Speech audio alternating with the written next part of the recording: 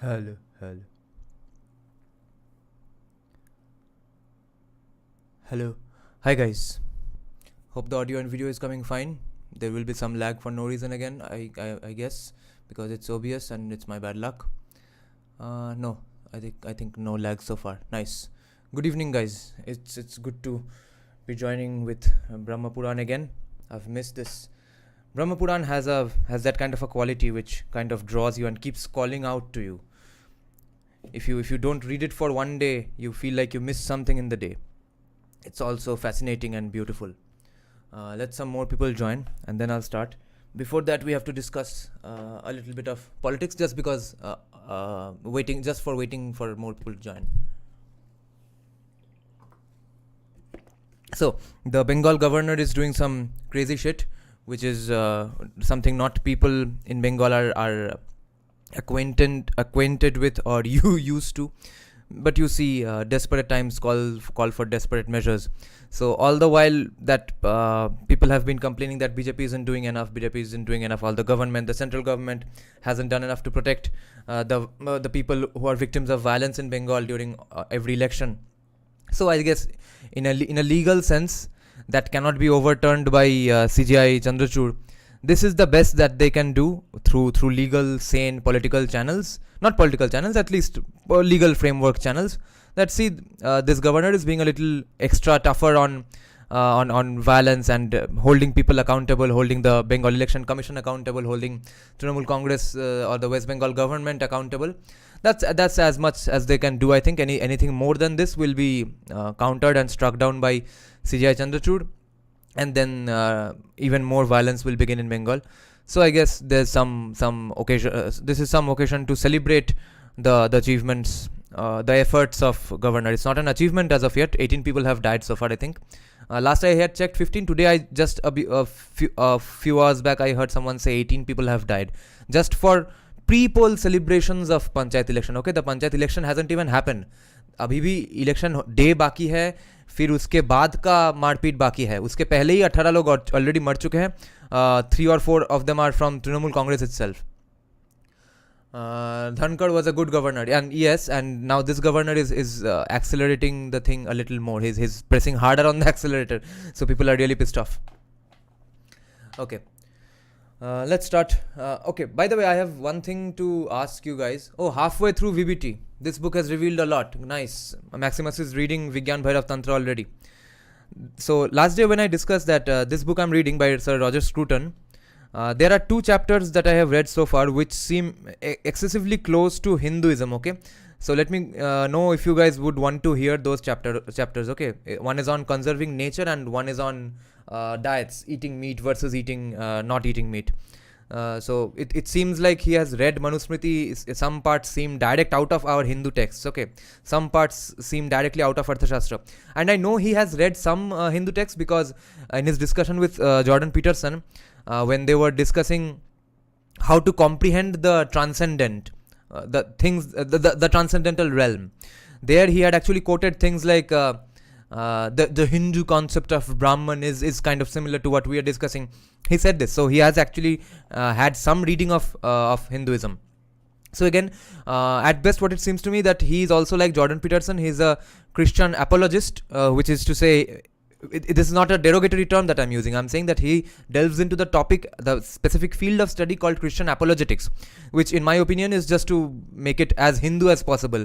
All the beautiful, nice parts of Hinduism, वो Christianity में खोद के निकालना, उसको Christian apologetics कहते हैं. Because otherwise, the things we have, we will discuss someday, if you all agree to it, you all will notice that these things are not supposed to be Christian. These are extremely Hindu concepts. Don't insult bats, please. Halfway through VBT. Okay. Let's start Brahma Puran, and let me know if you all would like to hear those 2 chapters from Sir Roger Scruton's book as well on conservatism, which seem suspiciously borrowed from Hinduism.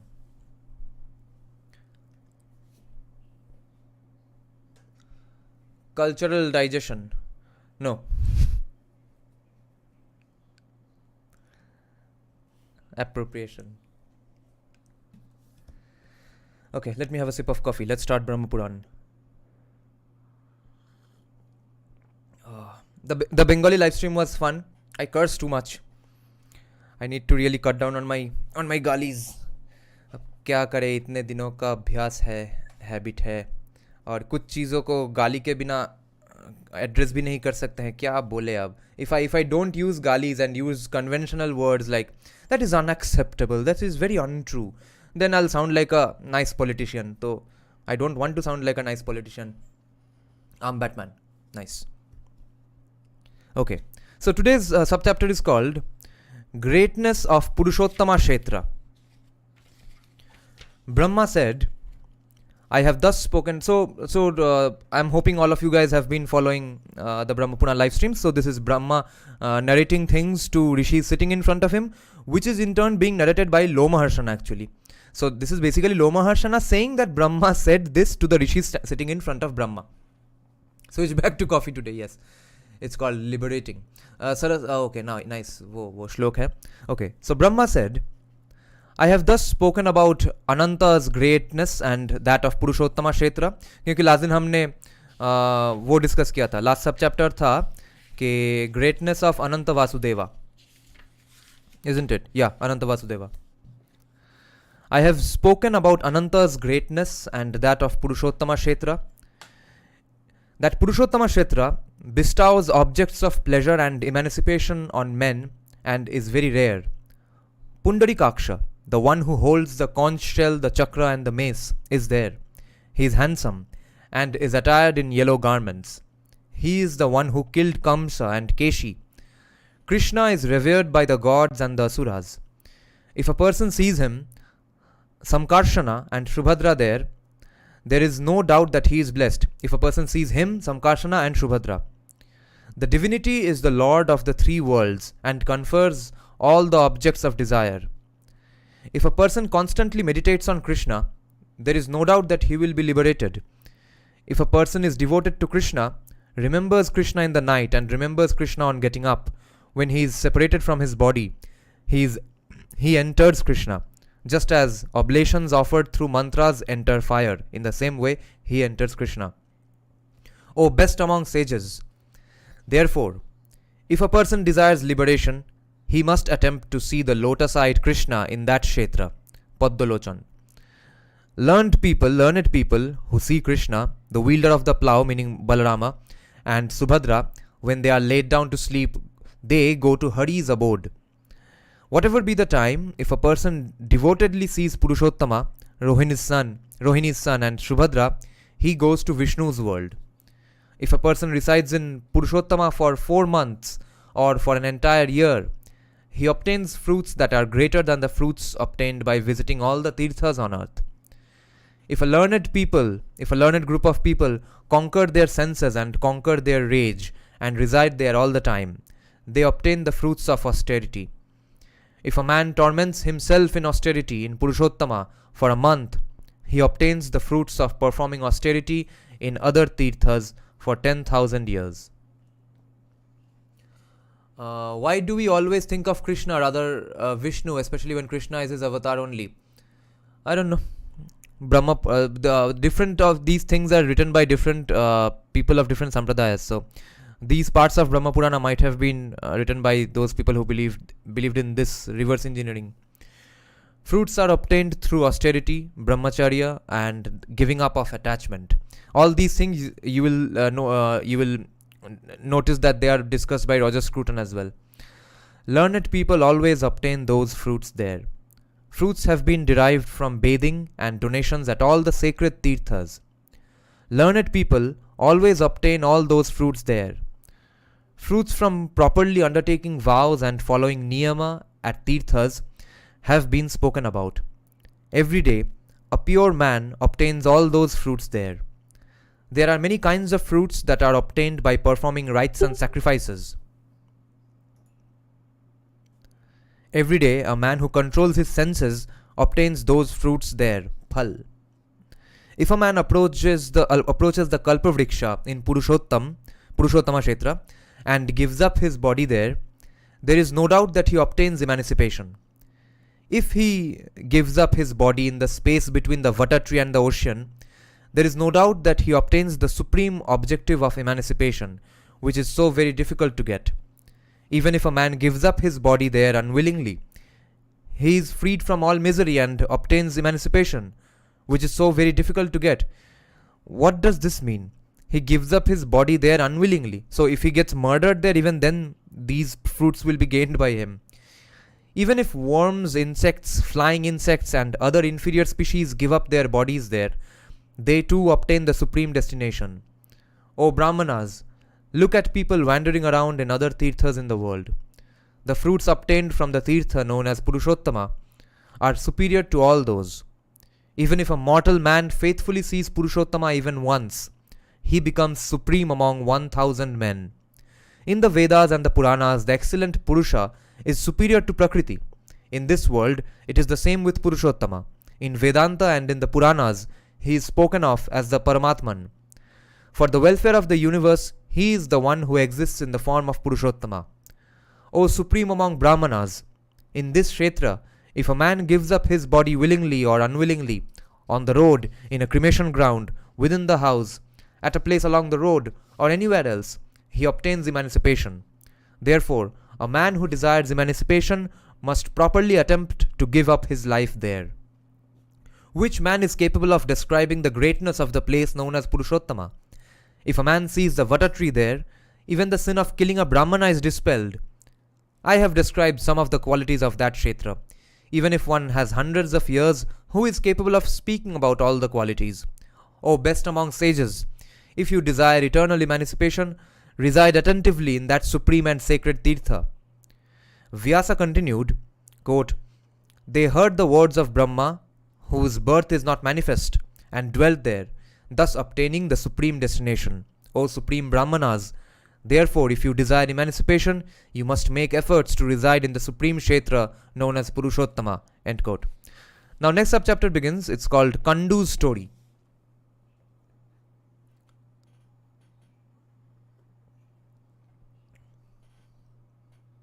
Because Krishna, as a point of view of concentration, is easier to conceive than Vishnu. Yeah, I guess because Krishna has been mainstreamized and popularized much more than Vishnu. मैं फिर से number 1 live stream से देख कर आऊँगा. Yeah, that would be fun. How do worms achieve it, especially when they lack proper consciousness only? इसके लिए तो theologian को पूछना होगा. और इन वर्णिन को आने दो. I am just a beginner learner who is reading this book like ABCD. Vyasa said, O best among sages, the Kshetra of Purushottama brings happiness to all living beings. It bestows the fruits of Dharma, Artha, Kama and Moksha. There was an extremely energetic rishi named Kandu. He was extremely devoted to Dharma. He was pure, self-controlled, truthful in speech. He was engaged in the welfare of all creatures. He had conquered his senses and had conquered his anger. He was accomplished in the Vedas and the Vedangas. Having worshipped Purushottama, he obtained supreme success. There were other sages who were firm in their vows and had obtained success. They were engaged in the welfare of all creatures. They were self-controlled and had conquered their rage. They were devoid of malice. The sages asked, Who was this Kandu? How did he achieve this supreme objective? O excellent one, we wish to hear about his conduct. Please tell us. Vyasa replied, O tigers among sages, listen to this agreeable account. I will briefly tell you about that sage's activities, Kandu. O supreme sages, the sacred banks of the Gomati are secluded and extremely beautiful. The place is full of tubers, roots, fruits, kindling, flowers and kusha grass. There are many trees and creepers, and the place is adorned with many kinds of flowers. There are the beautiful sounds of many kinds of birds calling. There are herds of many kinds of animals. That is where Kandu had his hermitage. It was surrounded by clumps of plantain trees and possessed excellent flowers and fruits from all the seasons. There, the sage tormented himself in extraordinary, supreme and great austerity. He observed vows, fasts, niyama, bathing, silence, and restraint of the senses. In the summer, he scorched himself through 5 fires. इसका footnote दिया गया है, fires on 4 sides and the sun overhead. That means 5 fires. Or maybe Panchamahayogya. During the monsoon season, he slept on the bare ground. In the winter, he tormented himself by remaining submerged in the water up to his neck. Such were the extremely great austerities. On witnessing the valor of the sage's austerity, the gods, the Gandharvas, the Siddhas, and the Vidyadharas were greatly surprised. O supreme sages, through the strength of his austerity, Kandu scorched the earth, the firmament, heaven, and the 3 worlds. He said, how wonderful is his great fortitude. Okay, the gods said, how wonderful is his great fortitude, how wonderful is his great austerity. On seeing him established in these austerities, this is what the gods said.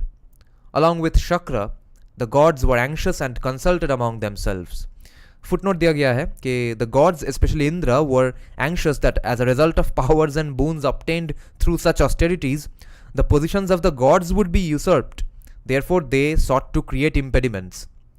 They were scared and greatly anxious and desired to create impediments to such austerity. Okay, so ये कांडू नाम के जो ऋषि है, ये ऐसे austerity इतनी अच्छी तरह से परफॉर्म कर रहे हैं कि भगवान इंद्र डर रहे हैं कि अरे भाई ये तो हम जैसा बन जाएगा, थोड़ा कठिन करते हैं इसका रास्ता. This is so fascinating. It's borderline blasphemy to say that gods will be afraid, but this is how our texts are.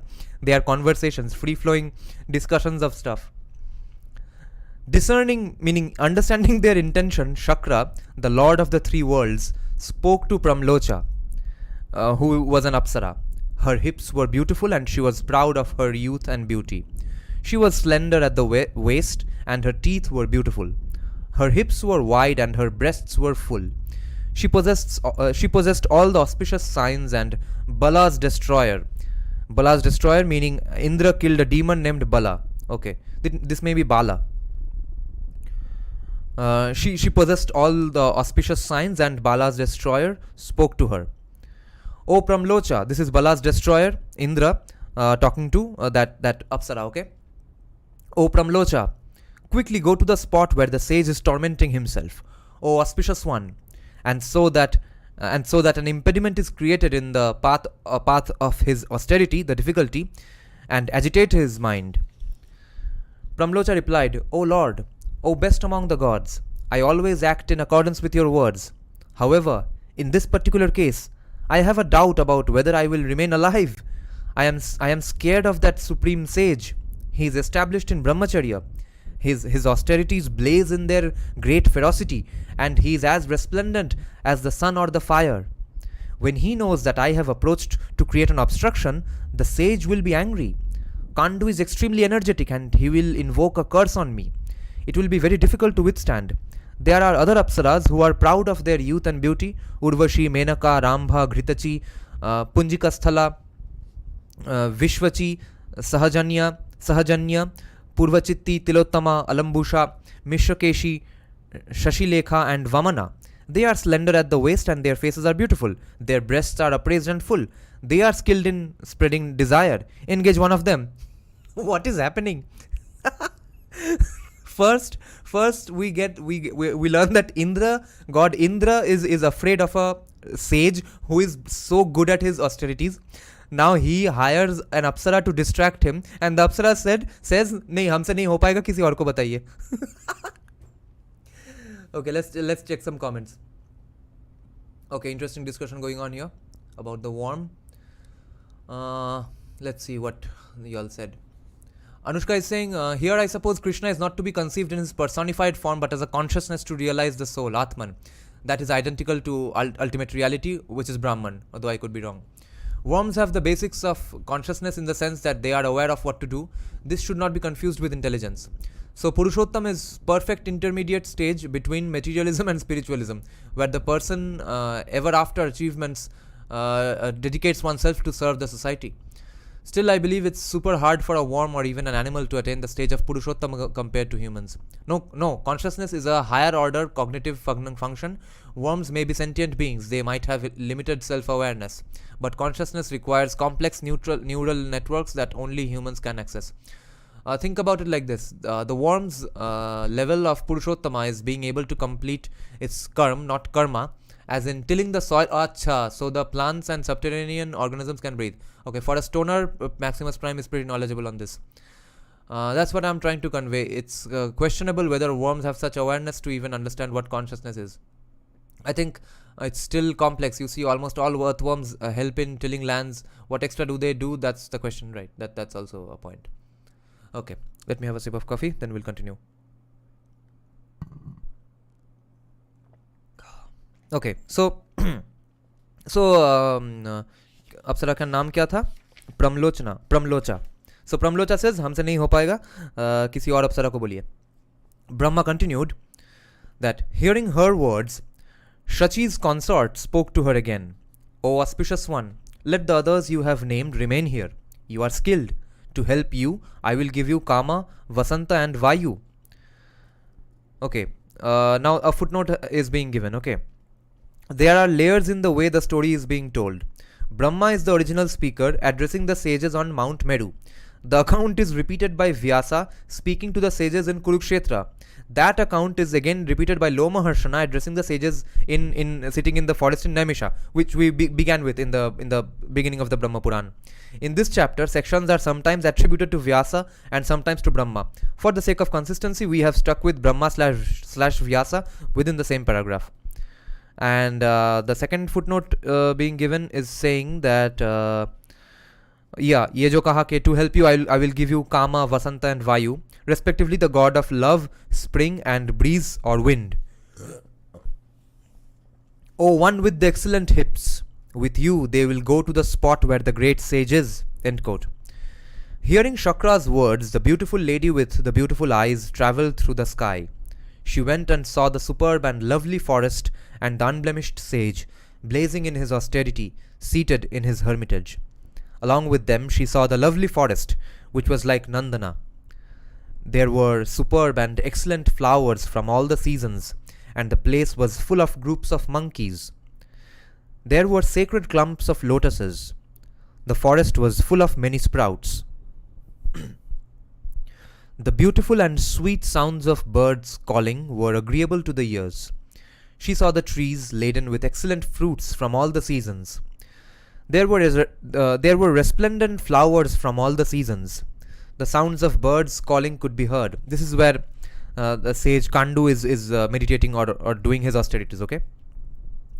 The large-eyed one saw Amrataka, Bhavya, which is the star fruit tree, Narikela, Tinduka, Bilva, Jiva, which is a kind of plant, Dadima, Bijapuraka, Panasa, Lakucha, Nipa, beautiful Shirisha, Paravata, which is a kind of ebony tree, Kola, which is Kankola, Arimeda, which is Acacia farnesiana, Amla Vetasa, Amla Vetasa is a kind of dock or sorrel, Sorrel, Bhallataka, Amalaka, Shataparna, probably meaning bamboo, Inguda, Karavira, Haritaka, Vibhitaka, and many other trees. She saw many other excellent trees that were full of flowers and fruit. Ashoka, Punnaga, Ketaki, Bakula, Parijata, Kovidara, Mandara, Indivara. Indivara is the blue lotus. Acha, Indivara. Nilkamal. Blossoming Patala, beautiful Devadaru trees, Shala, Tala, Tamala, Nichula. The rattan plant, Rattan, rattan plant, rattan क्या है? निचूला, इसको rattan plant बोलते हैं. And lomaka is probably means myrobalan. There were चकोड़ाज, शतपत्राज, भृंगराजाज, शुकर्स, कोकिलाज, कालाविंकाज, हरिताज, जीवाकाज, प्रियपुत्राज, चातकाज, and many other kinds of birds. Their lovely and sweet calls were agreeable to the ears. The ponds were full of sparkling water and pleased the mind. There were lilies, lotuses, auspicious blue lotuses, white lotuses, and red lotuses in every direction. There were aquatic birds like kadamba, Chakravaka, waterfowl, Karandava, cranes and swans. The place was full of tortoises, dolphins, and many other aquatic creatures. Along with them, she gradually roamed around the forest. Along with them, she saw the forest, which was full of great wonders. The eyes of the beautiful lady dilated in wonder. O supreme among Brahmanas, she spoke to Vayu, Kama, and Vasanta. Pramlocha said, "All of you prepare yourselves separately and help me." Proud of her powers of being able to agitate, she spoke to them in this way. She again said, "I will go to the spot where the sage is. He is like a charioteer. His body is like a chariot, and he is controlling his senses, which are like horses. Using the weapons of love, I will make him a bad charioteer who has to drop his reins. Whether he is Brahma, Janardana, or Nilalohita, I will use the arrows of love to pierce his inner organs." Having said this, she went to the spot where the sage was. Because of the power of the sage's austerity, the predatory beasts in the hermitage had been calmed. The beautiful Apsara stood on the banks of the river a short distance away. With the sweet voice of a male cuckoo, she started to sing. At this, Vasanta suddenly exhibited his strength. Though it was not at the right time, the agreeable and sweet calls of cuckoos could be heard. A fragrant breeze began to blow from its abode in the Malaya mountains. This made the flowers gently fall down in large and small heaps. Desiring to agitate the sage's mind, wanting to distract him and disturb him, Kama approached him, holding his arrows made out of flowers. The sage's mind was astounded at hearing the sound of the singing. Suffering from Kama's arrows, he went to the spot where the one with excellent eyebrows was standing. On seeing her, he was amazed and his eyes dilated in wonder. His body hair stood up. He lost himself and his upper garment was dislodged. He spoke to her. The rishi said, "O one with the excellent hips, O extremely fortunate one, O one with the beautiful smiles, who are you? Who do you belong to? O one with excellent eyebrows, O one with the slender waist, you have stolen my mind. Tell me the truth." Pramlocha replied, "I have come here to collect flowers and I will do whatever you ask me to do. Instruct me quickly. Following your command, what shall I do?" Hearing her words, he was confounded and lost his fortitude. Taking the maiden by the hand, he entered his own hermitage. O supreme Brahmanas, having accomplished the tasks of the gods, Kama, Vayu, and Vasanta returned to where they had come from. They went to Hari, the tawny one, the yellow one. Hari is one of Indra's names, and told him that they had done what he wished for. Hearing this, Shakra and the other gods were pleased and delighted in their minds. Along with her, Kandu entered the hermitage. He himself assumed a supreme form that was like that of Madana. He was full of youth and beauty and was extremely handsome. He was adorned with divine ornaments and he was like a person who was 16 years of age. He wore celestial garments. He was beautiful and was adorned with divine garlands and unguents. Through the power of his austerity, he instantly assumed a form that was capable of enjoying all the objects of pleasure. On witnessing his supreme energy, she was filled with wonder. Delighted, she exclaimed, "How wonderful is the valor of austerity! O supreme sages!" Along with her, night and day, he happily enjoyed himself, forsaking bathing, sandhya rites, japa, oblations, self-studying, worshipping the gods, ishq mein nikamma hona jisko bolte hain, worshipping the gods, vows, fasting, niyama and dhyana, sab gaya. Manamatha, the god of love, entered his heart and he did not understand that his austerity was getting exhausted. With his mind addicted to the material, he did not comprehend that time was passing, evenings, nights, days, fortnights, months, seasons and years. O Brahmanas, the one with the excellent hips was accomplished in secret expressions of desire. She was skilled in conversing and amused herself with him. In this way, along with her in the valley of Mandara, the sage engaged in the dharma of vulgar pleasures for more than 100 years. Then she told the immensely fortunate one, "O Brahmana, I wish to go to heaven. With a cheerful face, you should show me your favors and grant me permission." Though she spoke in this way, the sage's mind was attached to her and he said, O fortunate one, you should remain for a few days more. Thus addressed, the slender-limbed one remained there for more than another 100 years, enjoying material pursuits with the great-souled one. She told him, O illustrious one, please grant me permission to go to the abode of the gods. However, thus addressed, he again asked her to stay. The one with the beautiful face remained there for more than another 100 years.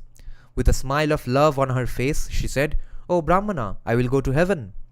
However, the sage again told the large-eyed one, O one with the excellent eyebrows, remain with me for a very long time and go later.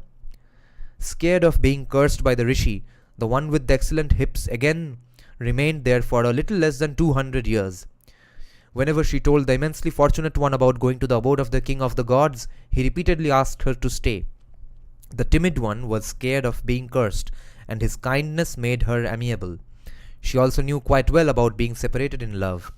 Therefore, when requested, she did not abandon the sage. Night and day the supreme rishi found pleasure with her.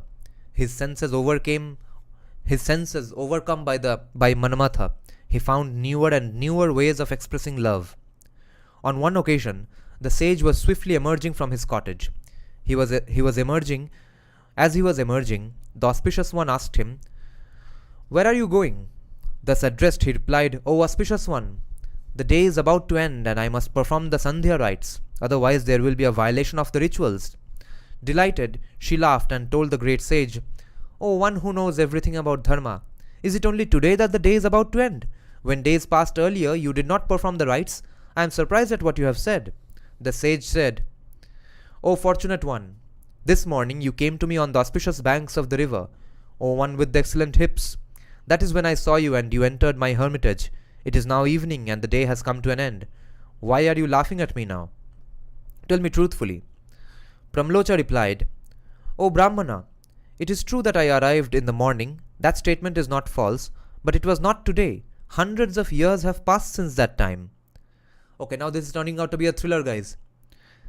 At this, the alarmed Brahmana asked the large-eyed one, O timid one, please tell me, while I was amusing myself with you, how much time has elapsed?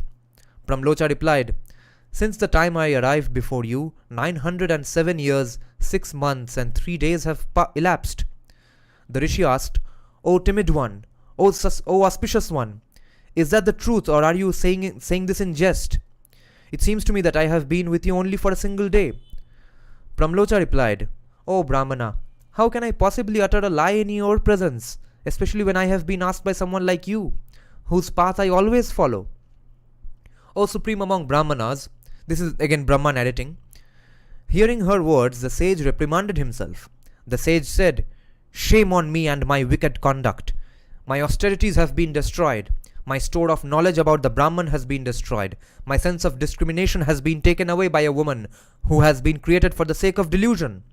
The Brahman is beyond the 6 waves. 6 waves meaning 6 vices of Kama, Krodha, Lobha, Moha, Mada, arrogance and Matsarya, jealousy. Since I have conquered my Atman, this should have been known to me. Shame on the great crocodile in the form of Kama, which has led to this end. Because of Kama, I have today destroyed the vows, all the Vedas and all the other various methods. I have followed a vulgar path that leads to hell. He knew about Dharma and he reprimanded himself in this way. He then addressed the Apsara, who was seated there, in the following words. The Rishi said, O wicked one, go wherever you wish to. Through your expressions, you have agitated me and have accomplished the task of the king of the gods, meaning Indra. I will not reduce you to ashes with the terrible flames of my anger. Among virtuous people, friendship results through 7 steps, and I have lived with you. Meaning, a vow of friendship is contracted by taking 7 steps together, often around a fire. Okay, so basically, एक form of marriage जो होता है वो कर लिया इन्होंने. Alternatively, whose fault is it and what should I do to you? Since I have not been able to conquer my senses, it is entirely my fault. Aha. Self-ownership of his own mistakes. Beautiful. However, to do what brings Shakra pleasure, you have destroyed my austerity. Therefore, shame on you. You are the cause behind this great delusion. End quote. When the Brahmana Rishi spoke in this way to the slender-waisted one, she trembled and perspired a lot. The virtuous lady, I have to remember this story, guys. This is a beautiful story. Kandu, Rishi Kandu. When the Brahmana Rishi spoke in this way to the slender-waisted one, she trembled and perspired a lot. The virtuous lady trembled in her limbs like a creeper. Angry, the excellent sage told her, "Go, go away." Having been reprimanded in this way, she emerged from the hermitage. As she travelled through the air, she used the sprouts in the trees to wipe off the sweat. The maiden moved from tree to tree and used the tender sprouts to wipe off the drops of sweat that exuded from her limbs. The rishi had planted a fetus in her womb in the form of drops of perspiration. This emerged through the pores in her body. The trees gathered these drops and assembled them together in the form of a single fetus. Nourished by the beams of the moon, this fetus gradually developed and became the one named Marisha, the lovely-eyed daughter of the trees. O Brahmanas, she was the wife of Prachetas and Daksha's mother. Vyasa said, O Brahmanas, the illustrious Kandu's austerity had diminished. The excellent one went to Vishnu's temple in the place known as Purushottama. He saw that supreme Kshetra. It was extremely rare on earth and conferred emancipation. It was located on the shores of the southern ocean and bestowed every object of desire. It was extremely beautiful and was covered with sand. It was adorned with groves of Ketaki flowers. There were many kinds of trees and creepers. There were the auspicious calls of many kinds of birds. Every place in the region was easy to traverse. There were flowers from all the seasons. It gave men every kind of happiness. It was blessed, and there was a store of every kind of quality. Earlier, Bhrigu and other excellent sages and siddhas had frequented the place. There were Gandharvas, Kinnaras, Yakshas, and others who desired emancipation. He saw Hari there, ornamented by all the gods who surrounded him. There were Brahmanas and other Varnas from all different stages of life. The excellent sage saw the Kshetra and the divine Purushottama there and thought that he had become successful in his objective. With single-minded focus, he started to worship Hari. With a concentrated mind, he performed japa using Brahmapara. The excellent sage, the great yogi, stood with his arms raised upwards. The sages said, O sage, we wish to hear about the supreme and auspicious Brahmapara, which Kandu used to perform japa and worship the divinity Keshava. Vyasa continued, Vishnu is supreme among those who enable one to cross over. He is the shore. He can himself not be crossed. He is beyond all those who are supreme. The Paramatman is his form. He is Brahmapara. Okay. Footnote is given. The Brahman which enables one to cross over. That is Brahmapara. Vishnu cannot be crossed in the sense that Vishnu cannot be comprehended, which we were discussing in the beginning in the comment section. Now Vyasa continues. He is the origin. He is the origin of the distant shore. He is superior to all those who are supreme. He is the one who enables the crossing. He is also the one who cannot be crossed. A footnote is given. In the sense of the ocean of samsara, this is true. Usually the Brahmapara Stotram is quoted as a single shloka with two lines, and it ends here. Param param Vishnura para. Okay. Param param Vishnura para parebhya Paramatma rupa sa Brahma para bhuta para paranamapi para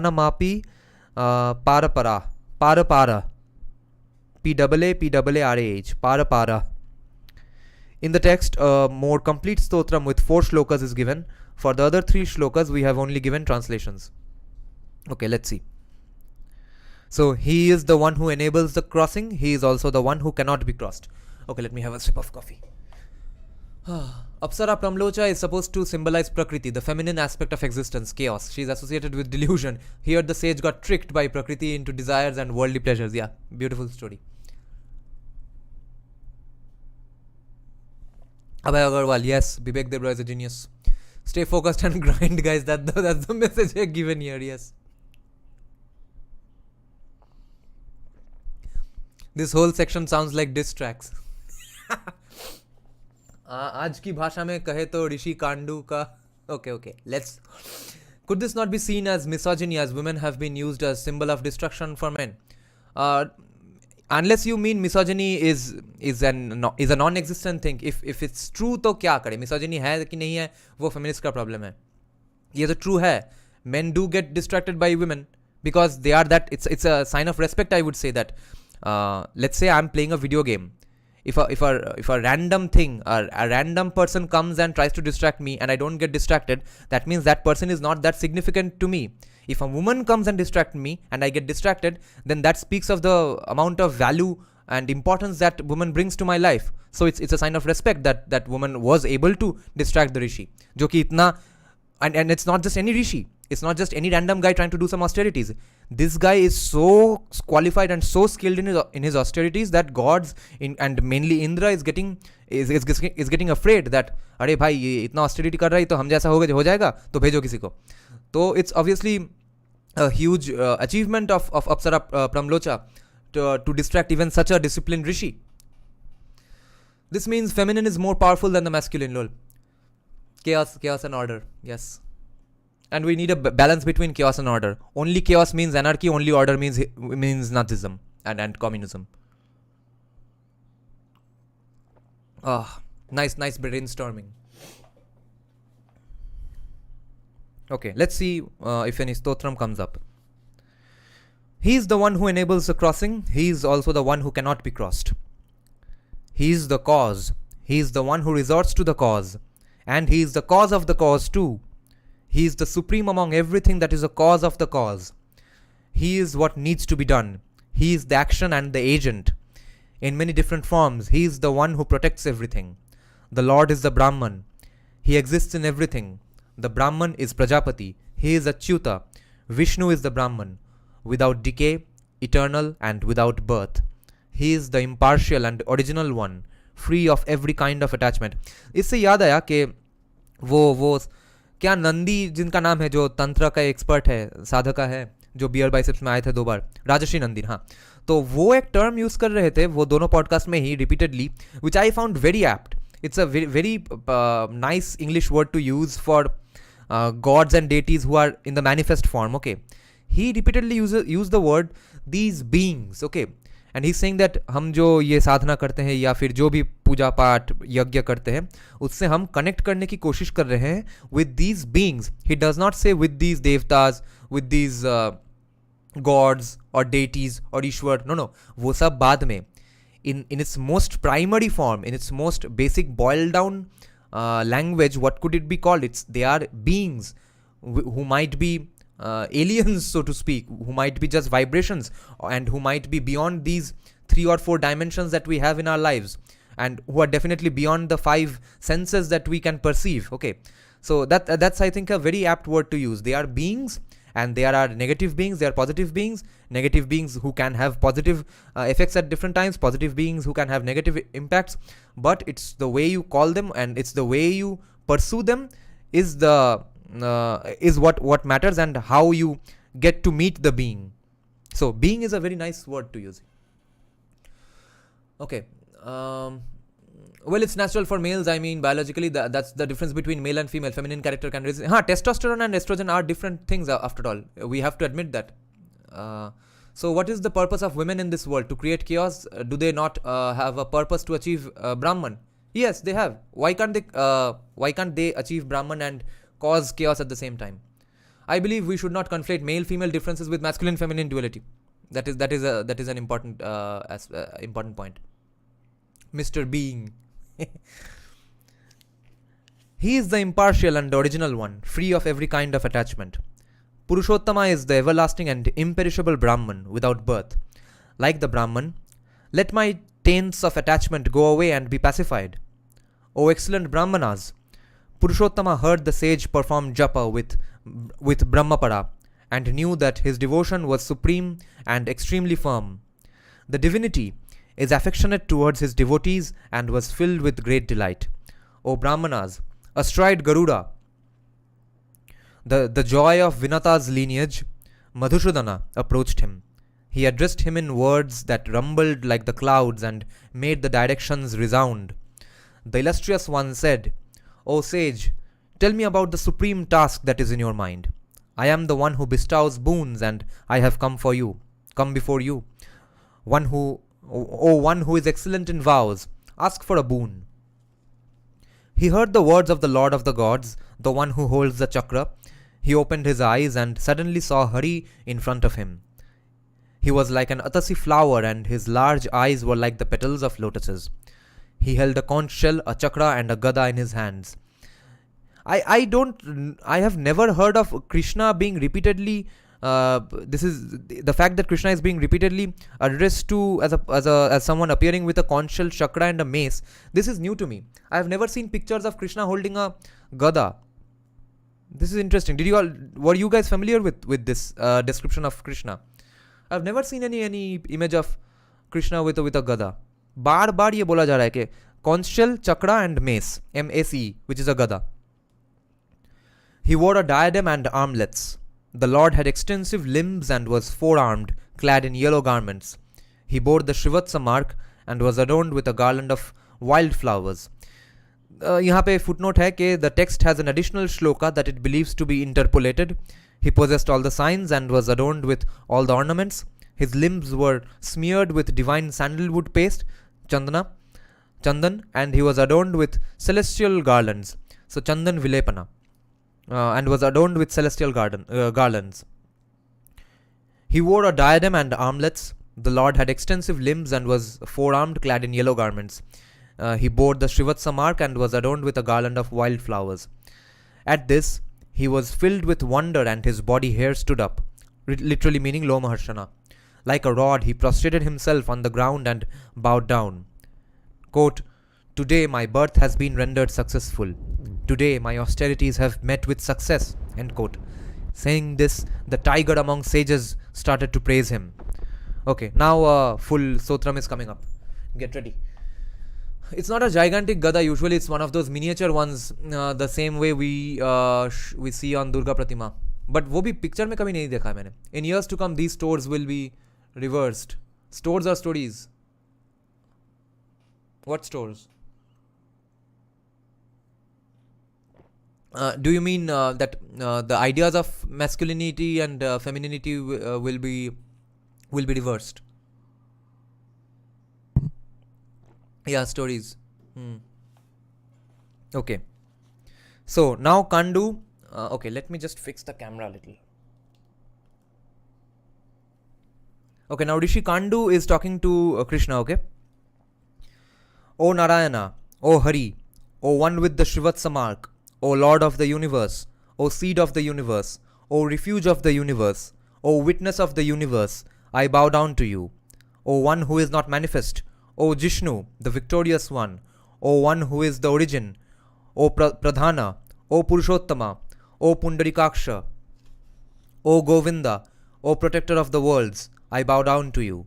O Hiranyagarbha, the golden womb, O Shri's abode, O Padmanabha, with a lotus in the navel, O eternal one, O one who has the earth in his womb, O permanent one, O Ishana, O Rishikesha, I bow down to you.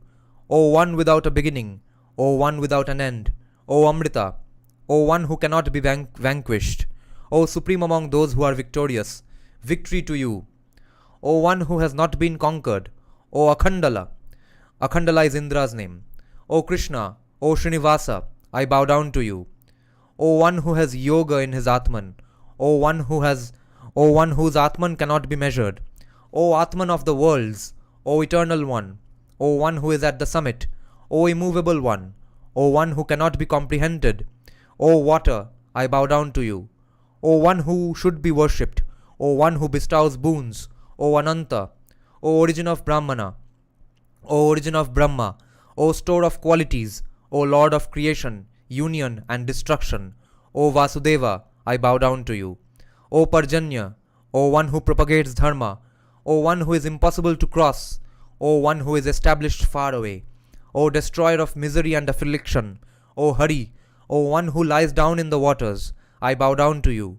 O Lord of the creation, O one who is not manifest, O Lord of subjects, O one who is not affected by the nature of the elements, O refuge of the elements, O Atman of the elements, O origin of the elements, I bow down to you. O sacrifice, O performer of the sacrifice, O one who holds up the sacrifice, O one who ordains the sacrifice, O one who grants freedom from fear, O origin of the sacrifice, O one with the golden limbs, O one born from Prishni's womb, I bow down to you. O Kshetra Yagya, O Kshetragya, O one who holds up the Kshetra, O one who possesses the Kshetra, O one who destroys the Kshetra, O one who makes the Kshetra act and subjugates it, O Atman of the Kshetra, O one who is delinked from the Kshetra, O creator of the Kshetra, I bow down to you.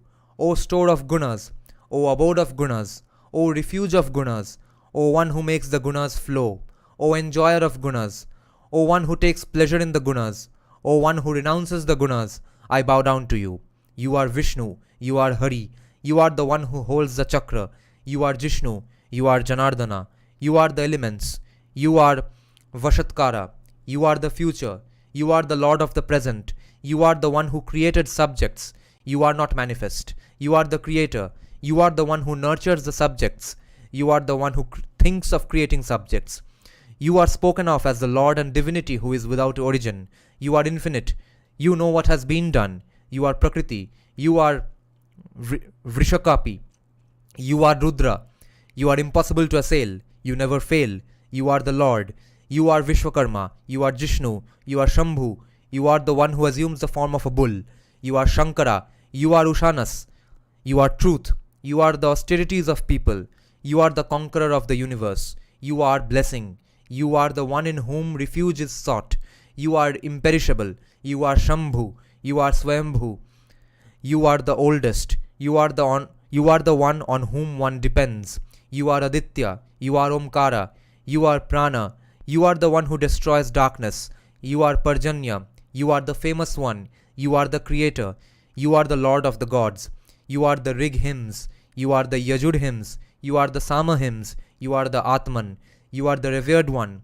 you are Agni, you are Pavana, you are Kubera, you are the oblations, you are the creator, you are the enjoyer, you are the one who offers oblations, you are the oblations, you are the sacrifice, you are the wise one, you are Hari, you are the best, you are the Lord of the worlds, you are Achyuta, you are the one who sees everything, you are the prosperous one, you are the one who crushes everyone, you are the destroyer of enemies, you are the day, you are the night, the learned speak of you as the year, you are time, you are Kala and Kashtha, you are Muhurta, Shana and lover.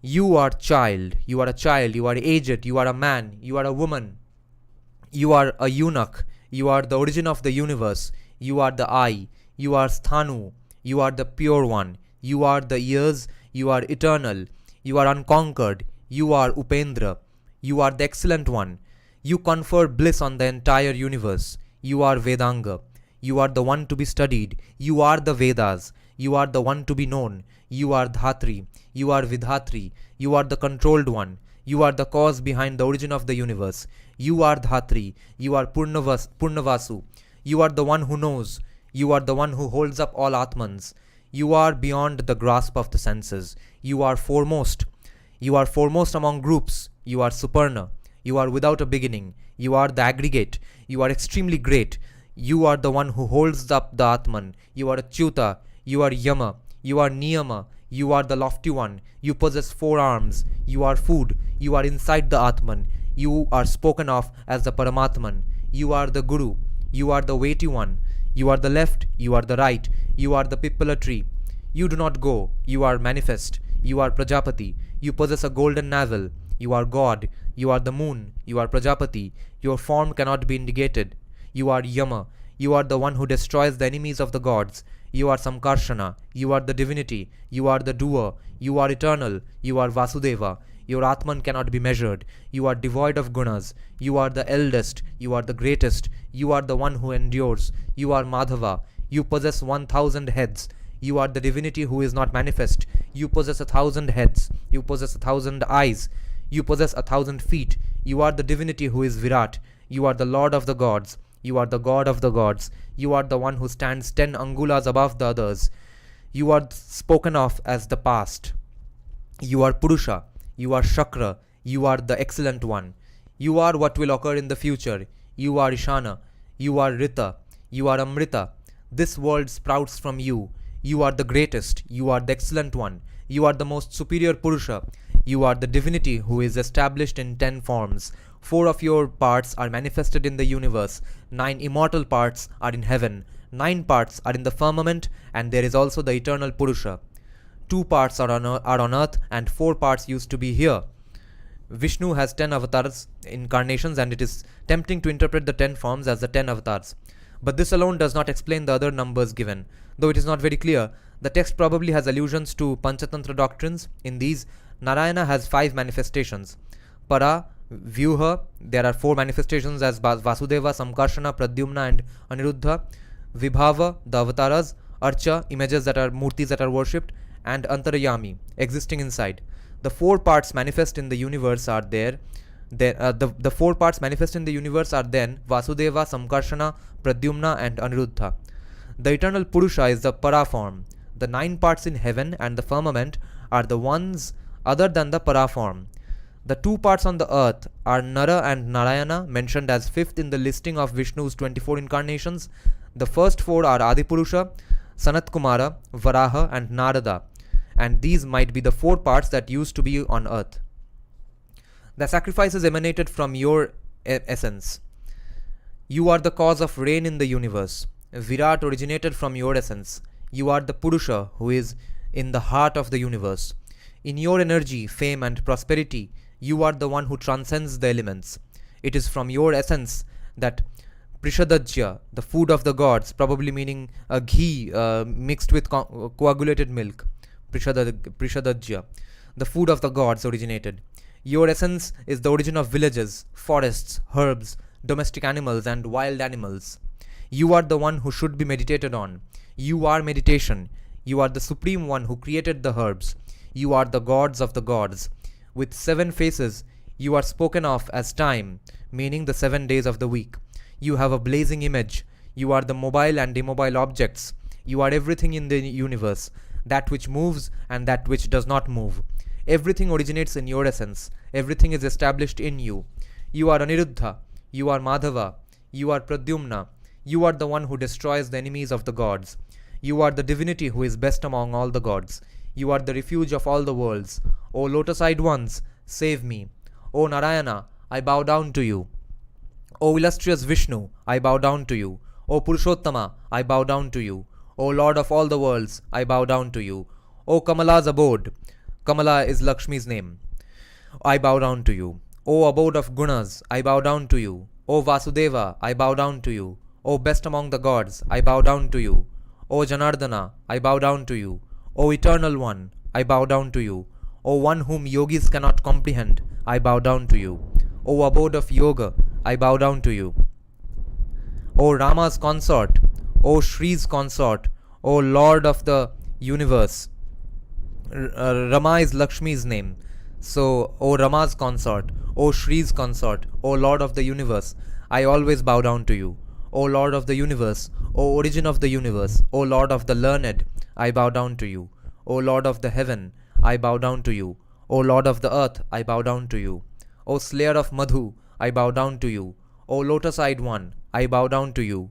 O slayer of Kaitabha, I bow down to you. O Subramanya, I bow down to you. O great fish, I bow down to you. O Achyuta, who held the Shruti texts on your back. O one who agitated the waters of the ocean and delighted Padmaja. O horse-headed one, O extremely terrible one, O one who assumed the form of the great being. O slayer of Madhu and Kaitabha, O one with the face of a horse, I bow down to you. O one who assumed the form of a giant tortoise to sustain and enjoy the earth. O one who assumed the form of a giant tortoise to hold up the mountain, I bow down to you. O one who assumed the form of a giant boar to save the earth, I bow down to you. O original boar, O one whose form is the universe, O creator, I bow down to you. O infinite one, O subtle one, O foremost one, O supreme one, I bow down to you. O one whose nature is in the form of a Paramanu, O one who cannot be comprehended by the yogis, I bow down to you. I bow down to the supreme cause behind all causes, to the one who is an abode surrounded by the Indras among the yogis, to the one who is extremely difficult to know. You are the one who lies down in the ocean of milk with the great serpent as your couch. You are the one with golden earrings studded with jewels. I bow down to you.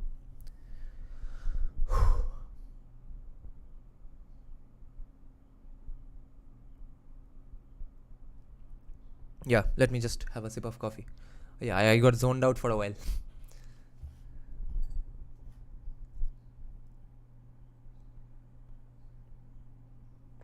They are conflating Vishnu as Krishna many times, so the imagery also mixes up here.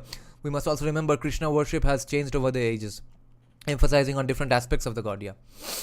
So basically, Lord Vishnu is a very fabric of reality that spans across the multiverse, whereas Lord Shiva is the embodiment of the source of every form of energy that flows through the multiverse. He just read out the answer that you are the man, Purusha, you are the woman, Prakriti, you are the eunuch, Tri Prakriti. Then why are you also confused? Slayer of Madhu and Kaitabha was Madurga, right? Kaitabha to Madurga, I know. Madhu, Kaitabha, yeah. Some people have XXY or XYX chromosomes. There are natural intersex who have genital dysmorphia. Yeah, they are the third gender or transgender as defined in Indian constitution. Skinners, etc. are included. Yes, they are transsexuals, not transgenders. That is my problem with the transgenders, whereas I don't have any problem with Kinners. No, it's Lord Vishnu. Okay, no, Madhu Slayer was Vishnu. Acha, Madhu Slayer was Vishnu. Isn't it? Okay, isn't it in the Machandi Stotram, in one Machandi Stotram, I have heard these words and being described that she was the destroyer of Madhu and Kaitabha. Ya Chandi. Okay, let's check some more comments. Any advice on thawing milk? Why? By showing Krishna with Gada, they are trying to show that he is in his infinite form and encompasses Shiva, because Gada is the chief weapon wielded by Lord Hanuman, who was an avatar of Shiva and devotee of Ram. Shit. I agree, but that must not conflict the basic idea of masculine and feminine energy, because then the line between order and chaos will be blurred, leading to complete decimation of balance. What we should also not come to a point where we are wondering what a woman is. Oh, Shravya is here. Long time no see, Shravya. Hi. I still think gender roles should not be very rigid. Yes, ideas of masculinity and femininity.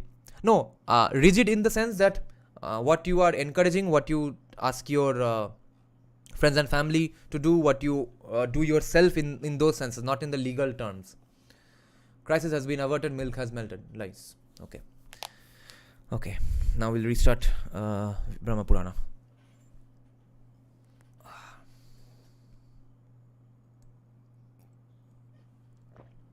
Vyasa continued that, thus praised, Madhava was pleased and replied, O best among sages, quickly tell me what you desire from me. Kandu said, O Jagannatha, this samsara is extremely difficult to cross and makes the body hair stand up. It is not permanent and has many kinds of miseries. It resembles a clump of plantain trees, like meaning an image, a murti of being, an image of being temporary and fickle. It has no refuge, it has no foundation. It is as fickle as a bubble in the water. It is full of many kinds of calamities and is impossible to cross.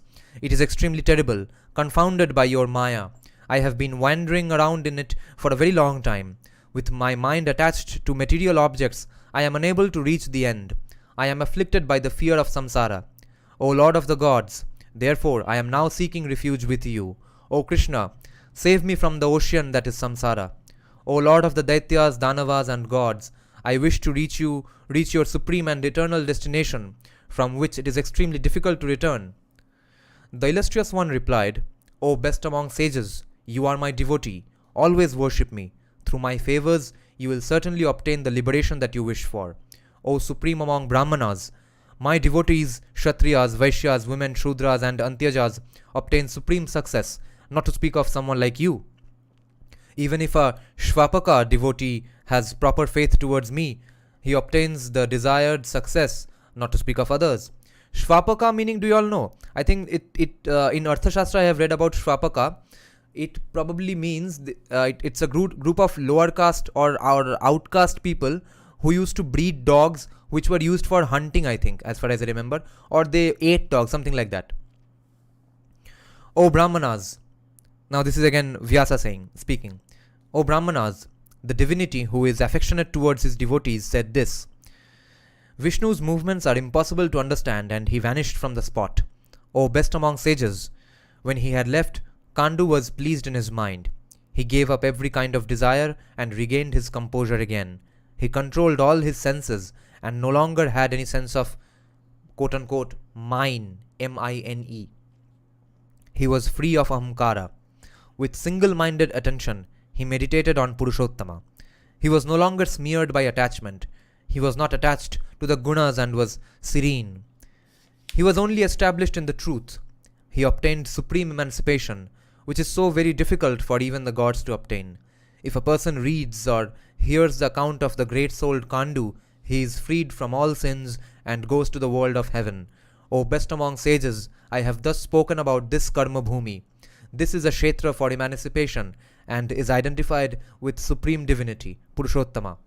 The Lord is the one who bestows boons. He is the one who confers emancipation. If a person sees him and devotedly meditates on him in the place known as Sri Purushottama, he does not suffer from old age, and all his hardships of samsara are destroyed. Such a person enjoys objects of pleasure enjoyed by Indras among men. Subsequently, devoid of blemishes, he enjoys divine happiness in heaven. Later still, devoid of taints, he goes to Hari's undecaying region. Now a new subchapter begins, Doubts of the Sages. Okay, for some reason I too thought Madhu and Kaitava were slain by Ma Durga. I heard it somewhere but can't remember where, but maybe I'm wrong. No, Vishnu only slayed them according to Bhagavad Purana. Okay, but I remember a song that I arranged. मेरा जो intro और outro है ना, उसमें ही वो एक medley था of different devis. Okay, a medley of different stotrams for different devis. I arranged it, and the first song was Ya Chandi Madhukaitabha. उसमें यही बोला गया था कि Madhu and Kaitava were being destroyed by Chandi. Or maybe I understood the translation wrong, but all I'm saying is that Madhu and Kaitava were mentioned in the stotram regarding Ma Chandi. So if they were destroyed by someone else, why would that be mentioned there? That's what I'm saying.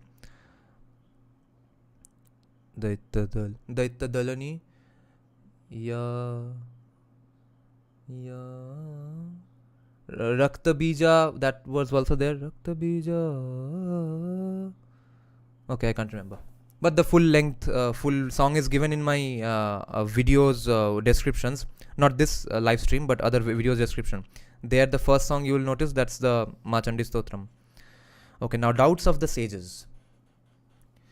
Good example of how to get over a breakup. Ma Durga deluded the demons so that Vishnu could slay them. Oh, okay. Now Shravya is dropping some good wisdom here.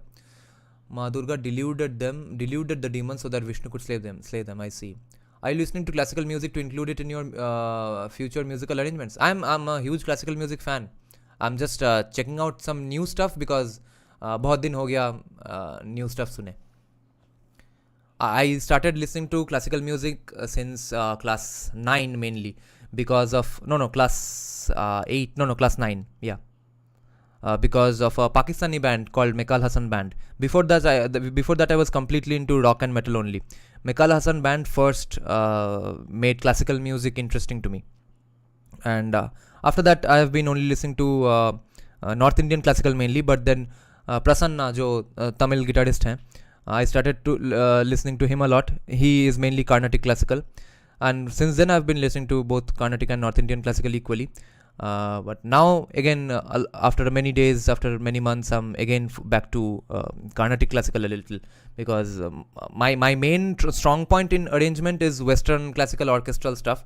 So I need to keep balancing my skill sets. सिर्फ एक तरह का गाना सुनूंगा तो ठीक से arrangement नहीं हो पाएगा. They both are known as the slayers of Madhu and Kaitava. I see. Okay, Shravya has done some more research. What do you think about child marriage? Both boy and girl is about 14-15. It was not so bad in 19th century, I think. Yeah, it should not happen. Now, क्या है वो age of consent is after, if it's 18, it's after all arbitrary. But कहीं पे तो line draw करना होगा, so it's 18. or it can be decreased to 17 unless, because a lot of women are again misusing this law as well to screw 17-year-old boys, but I'm happy if it stays at 18 as well. Sonio Di Volare is a beautiful orchestra. Oh, I've never heard of him. Are you heard Gijaga Hakian Khalasi? No, I haven't heard. Who are these people? My favorite orchestras are obviously orchestral composers are in terms of ancient medieval composers. I like Chopin, whose name is written as Chopin. Chopin and वो Clair de Lune किसका composition है मैं भूल जाता हूँ. But mainly I like modern stuff more. Film scores obviously. Hans Zimmer, Alexander Desplat, John Williams, and Olafur Arnolds. These people are my top 5 composers, top 5 favorite composers. A.R. Rahman is at second spot, but first is Hans Zimmer, third is Alexander Desplat, fourth is Olafur Arnolds, fifth is John Williams. Debussy, yes. Oh my God, Nina, how did you know? Claude Debussy है ना उनका नाम? Clair de Lune.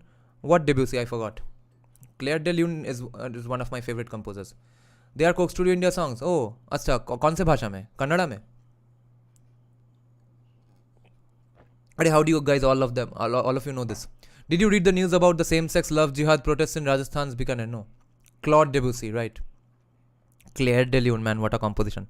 Then another composer I like is who composed that Dance Macabre, Dance of Death, जिसने compose किया है. That's a one crazy ass composition. Who composed Dance Macabre? Camille Saint-Saëns, right? That's how it's pronounced. Camille Saint-Saëns, ऐसा कुछ spelling है उनका. Okay, nice music discussion for a change. Okay, now let's discuss doubts of the sages. Lomaharshana said, hearing Vyasa's words, the sages controlled in their senses were astounded. They were pleased and happy and were repeatedly surprised. अच्छा मेरा head गायब हो रहा है. एक minute रुको, इसको थोड़ा ऊंचा करते हैं.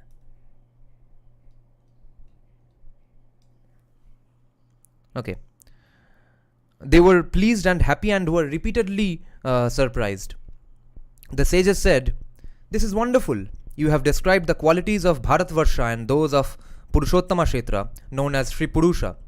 O supreme among eloquent ones, we are amazed and delighted to hear about the greatness of that excellent place, known as Purusha Kshetra.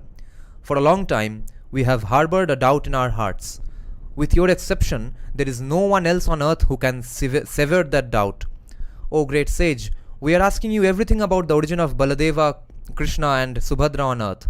O sage, for what purpose were the valiant Krishna and Samkarshana born in Vasudeva's house? Footnote is given. Here, Vasudeva means Krishna's father. Vasudeva, not... Okay. So, this is Vasudeva, not Vasudeva. अरे ए के ऊपर वो दाग देना चाहिए था, वो नहीं दिया है ना, इसलिए इतना प्रॉब्लम हो रहा है. ये एक प्रॉब्लम है पूरा पेंगुइन पब्लिकेशन का, पूरा विवेक देब्रॉय का सब ट्रांसलेशन का. वो सी के ऊपर दाग देने से च होता है, ए के ऊपर दाग देने से आ होता है, अ होता है, विदाउट दैट दाग. That's really needed in terms of writing Sanskrit words in English.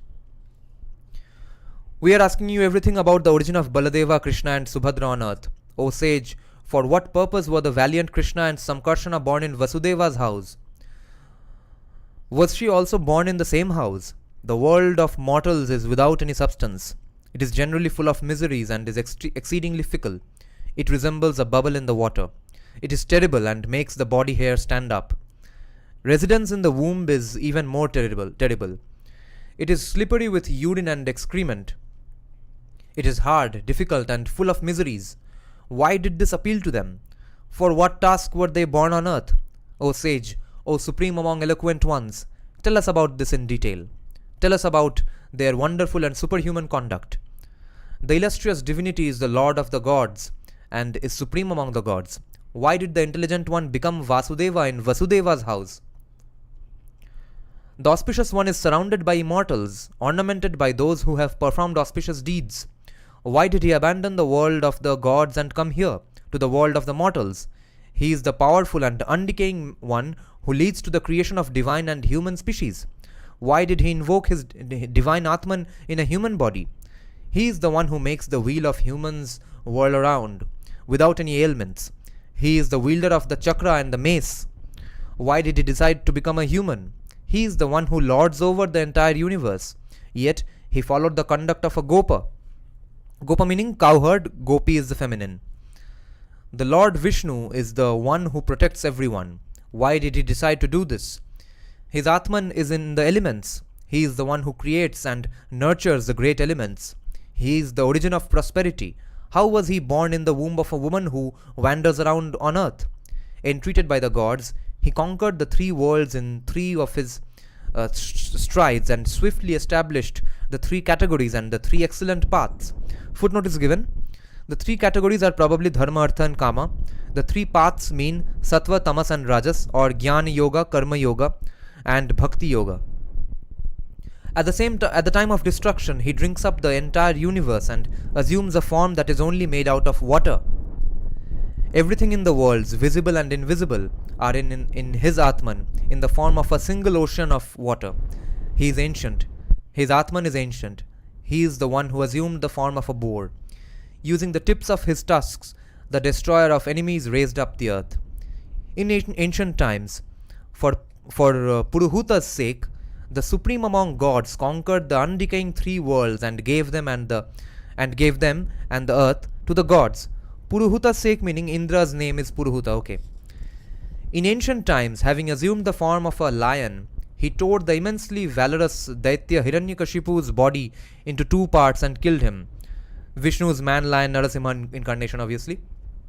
In ancient times, the Lord assumed the form of the subterranean fires known as Samvartaka and Orva. In the nether regions, that is the Patala, etc., Hari is in the form of water and drinks up the juices of the ocean. He is the Brahman with 1,000 feet, 1,000 rays, and 1,000 manifestations. From one yuga to another yuga, he has been invoked as the god with 1,000 heads. The grandfather's abode arose from his navel when the entire universe was like a single ocean. Grandfather in this case meaning Brahma. The lotus was like molten gold and was in the world of the Nagas. That is, it was in the water. He killed the Daityas in the Tarakamaya battle.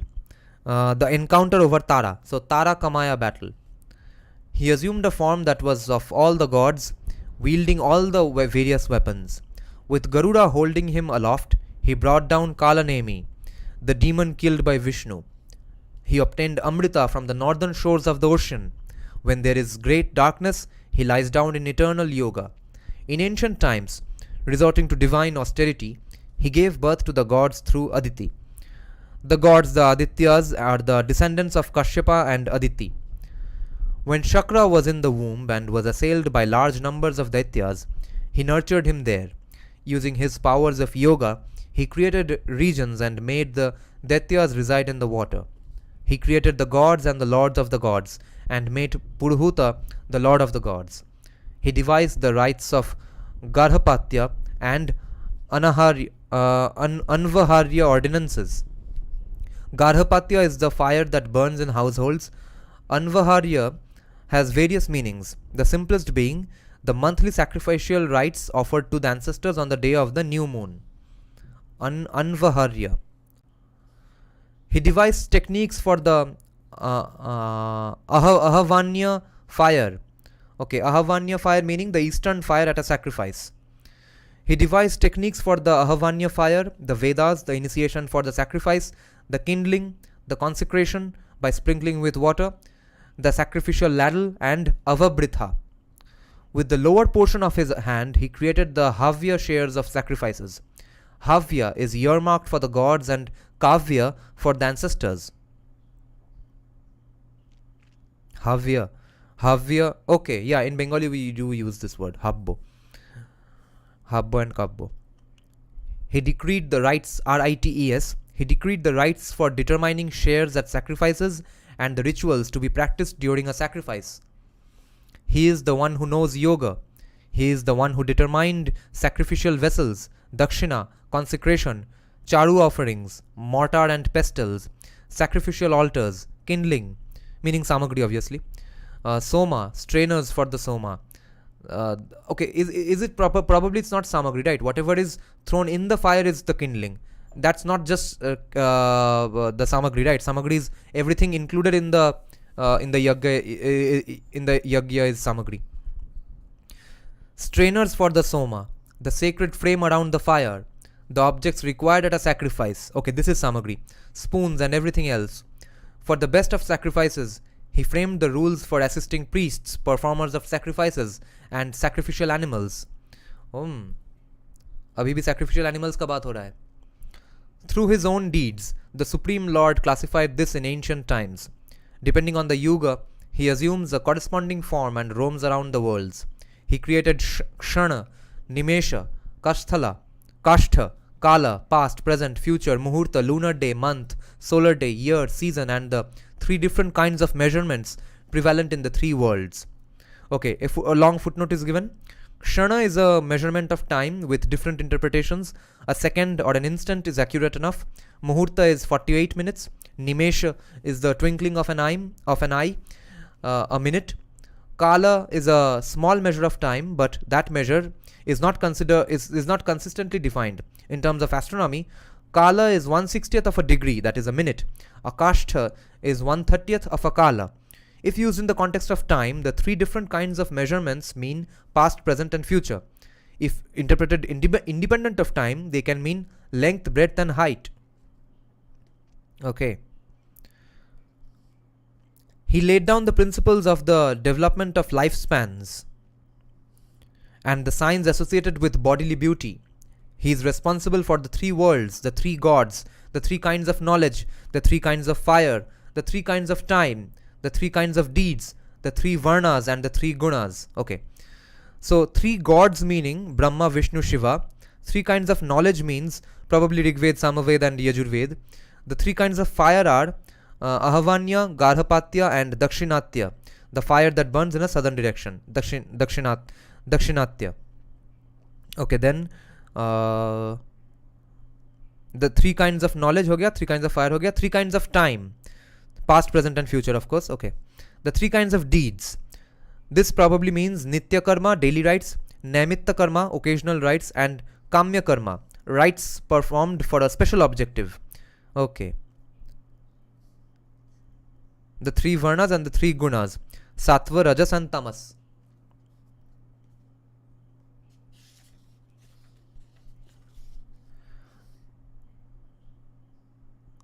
In ancient times, through his infinite deeds, he created all the worlds. He is the creator who is in all beings. His Atman pervades all creatures and qualities. Through his yoga, he is the one who finds pleasure in the senses of men. He is the Lord of what is past and what is in the future. Therefore, he is the Lord of destiny. He is the refuge for those who observe Dharma. He takes away the refuge of those who perform evil deeds. He created the 4 varnas, and he is the one who protects these 4 varnas.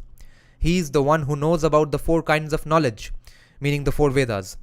He is the one who resorts to the 4 ashramas, Brahmacharya, Garhastya, Vanaprastha, and Sannyasa. He is the one who is in the firmament, beyond the directions.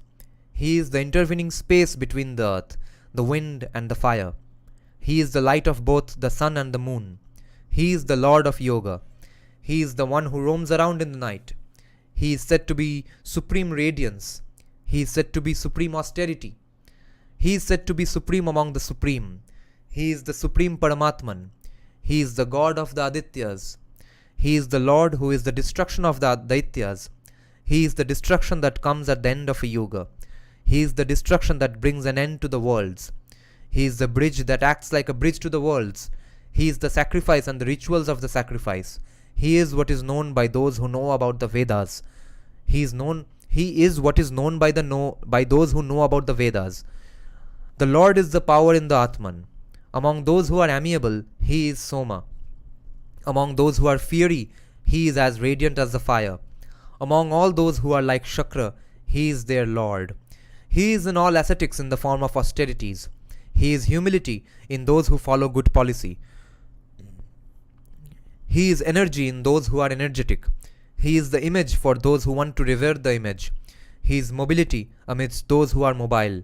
The wind was created from space. Prana was created from the wind. Fire is prana for the gods. Madhusudana is prana for the fire. Blood results from juices, meaning the juices are in food. It is said that flesh results from blood, fat is born from flesh, and bones are said to result from fat. Marrow results from bones, and semen is born from marrow. Semen penetrates the womb. Thus, juices are the foundation of all action. Therefore, water possesses a primary role in the first creation that results from soma. Know that what happens in the womb is the second creation. Know that what happens in the womb is the second creation. Semen is the essence of soma. The menstrual blood has fire as its essence. Okay. See, misogyny कहाँ बोल रहे थे? अब देखो. The menstrual blood has fire as its essence. Creation results from these juices and semen, that is a combination of the fire and moon. Fire and moon, combination of fire and moon. What a beautiful word. Semen results from phlegm, phlegm, and blood results from bile. Kapha is of course phlegm. In Bengali we would call it cough, and pitta is bile. The heart is the place for phlegm, and the navel is the place for bile. In the middle of the body, the heart is said to be the place for the mind. In the middle of the body, the heart is said to be the place for the mind. See, this is pretty ancient metaphors, no? क्योंकि ये जो मतलब listen to your heart. When did we exactly start associating heart with our mind and not just our physical intelligent thoughts? That had to begin somewhere. It might be pretty ancient because in 12th century it has already been mentioned like a casual thing that yeah, your heart is the mind. The fire god resides between the navel and the throat. Know that the mind is Prajapati. Soma should be thought of as phlegm. Okay, this seems like in line with Vigyan Bhairav Tantra, which is that the mind is Prajapati. Yeah, this is what we were learning in the introduction of the Vigyan Bhairav Tantra, isn't it? Soma should be thought of as phlegm. Wow. Soma should be thought of as kapha. Bile is said to be the fire. Therefore, the entire universe is a combination of fire and soma. The fetus grows and develops, resembling a lump of flesh. The wind enters it and unites it with Paramatman. Inside the body, it grows and is again divided into 5 types: prana, apana, samana, udana, and vyana. Prana is the breath of life or the life force. Prana draws breath into the body, apana exhales it. Vyana distributes it through the body, and samana assimilates it. Okay, samana. And udana gives rise to sound. Prana circles around and ensures growth of the Paramatman. Apana is towards the bottom of the body and udana is towards the top of the body. Vyana distributes it and samana withdraws it. The creature is pervaded by these and the senses come into being and can be perceived. Okay, the creature is pervaded by these and the senses come into being and can be perceived. Earth, wind, space, water, and energy as the 5th, using their own respective combinations, these lead to the manifestation of the senses. The body is said to be a manifestation of earth. Prana is a manifestation of wind. The gaps inside the body are a manifestation of space. The juices flowing out of the body are a manifestation of water. The light in the eyes is a manifestation of energy. The mind is said to be that which controls everything. Oh, seems like an exact quote from Sri Vigyan Bhairav Tantra. They were written during around the same time, I guess. No. Sri Vigyan Bhairav Tantra was written in 700 to 800 AD. This includes carnal pleasures and material objects. Semen originates because of this. This is how Purusha created all the eternal worlds. How did the imperishable Vishnu come to arrive in the human world? O Brahmana, we have a doubt about this and we are struck with great wonder. How did the one who is the supreme among destinations come to assume a human form? It's an important question. The gods... Okay, how did the one who is the supreme among destinations come to assume a human form? The gods and the Daityas have said that Vishnu is a great wonder. O great sage, tell us about the extraordinary incident of Vishnu's origin on earth. The infinitely energetic Vishnu is famous for his strength and his valor. Vishnu's deeds on earth have made the creatures marvel. How did the divinity Purushottama remove the afflictions of the gods? Jagannatha pervades everything. He is the great Lord of all the worlds. He is the divinity behind the creation, preservation, and destruction. He brings pleasure to all the worlds. He is inexhaustible. He is eternal and infinite. He is devoid of increase and decrease. He is not touched. He is devoid of gunas. He is subtle. He is without transformation. He is without blemish. He is free of every kind of appellation. He is only established in the truth. The Lord is without transformation and is eternal. He is the everlasting Paramatman. He does not move. He is not sullied. He is the one who pervades. He is always content. He has no need for a support. In Krita Yuga, the state of being Vishnu and the state of being Hari have been heard about. For the gods, he is Vaikuntha. For humans, he is Krishna. The Lord's progress and action is always mysterious. Nevertheless, we wish to hear about what he did, what he is doing, and what he will do. He is not manifest, and only manifests himself through his signs. Such is the illustrious Lord Narayana. The powers of his Atman are infinite, and they do not decay. The eternal Hari became Narayana, Brahma, Shakra, Rudra, Dharma, Shukra, and Brihaspati. In ancient times, his Atman was Pradhana, and the Lord created Brahma. In those ancient times, in that ancient Kalpa, Purusha created the Prajapatis.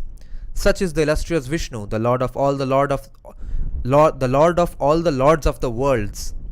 Why did Hari go to the lineage of the Yadus in the world of the mortals? Interesting question. Now it will be answered. Okay, this is about to a fun part is about interesting part is about to begin. Let me just mark this. Narayana, Brahma, Shakra, Rudra, Dharma, Shukra, Brihaspati.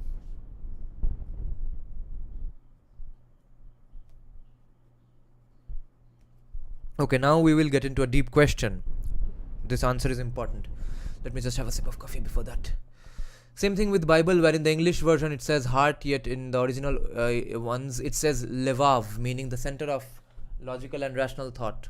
Description of menstrual blood as a fusion of moon and fire seems to assert the qualities associated with Rajas and Guna. CS Pakistan सुनना पड़ेगा और अच्छे से. Abhay, from this season of CS Pakistan, Thagya by QB. Bollywood is Vinash Kale Viparit Buddhi. Oh gods, what were they thinking while making it? Nothing beats the original. Pasurino. Did you all hear the Bollywood corrupt version of Pasurino? No. Listen to Gijaga Haki and Khalasi, especially Khalasi. It's a Gujarati folk song, it seems. I see. Kana Yari was awesome. Kindling is the object used to make a fire. Kindle a fire. But in general, Pakistan Coke Studio is better than India. Yet in this season of Coke Studio India, there are some songs which are unique and catchy. Okay.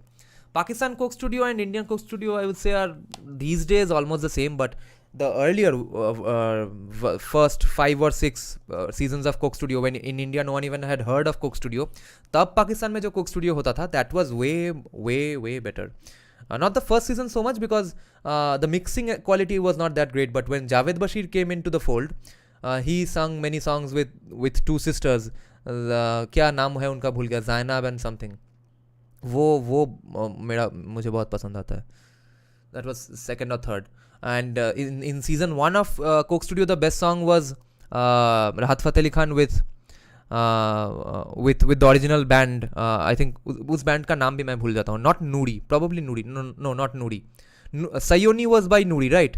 तो गरज बरस सावन गिरायो वो जिस band का था, वो band ने ही perform किया है, बट उसके साथ Rahat Fateh Ali Khan is doing some classical improvisations while the rest of the basically Sufi rock composition and arrangement is going on.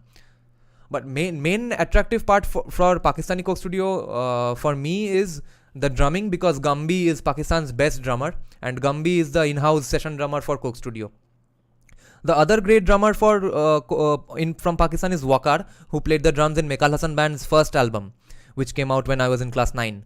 And then in the second album, Gumby played the drums, because Mekal Hasan is basically has floating members. Even their vocalist is not permanent. Only permanent members are Ahsan Papu, the flute player, and Mekal Hasan, the guitarist and who is the arranger, he himself. And now, incidentally, Mekal Hasan Band is now a Mumbai-based band. Pakistan में और रह नहीं पा रहे, यहाँ पे आके शर्मिष्ठा चैटर्जी नाम के एक बंगाली सिंगर को ले लिए हैं बैंड में. They are basically now a Mumbai based band. It's interesting. Sharmishta Chatterjee is the singer who sang the title track for Sacred Games. हाँ, दा दा दा दे दा दा दा दा, वो वाला गाना शर्मिष्ठा चैटर्जी का वॉइस है. Anushka Tyagi Singh Devdutt Patnaik in his essay about Who is Hindu, the politics of bodily fluids, he argued how body physiology is used in Hindu order to create a spiritual hierarchy and place men above women. Lol. There was that one song from Pakistani Coke Studio, Ghar Jaye Gaya Dil Bujh Gaya. Acha. Description of menstrual, हाँ ये हो गया. Do a stream on music as well, it will be fun. Yeah, maybe. But we won't be able to listen to any songs together, so we will just have to randomly discuss topics.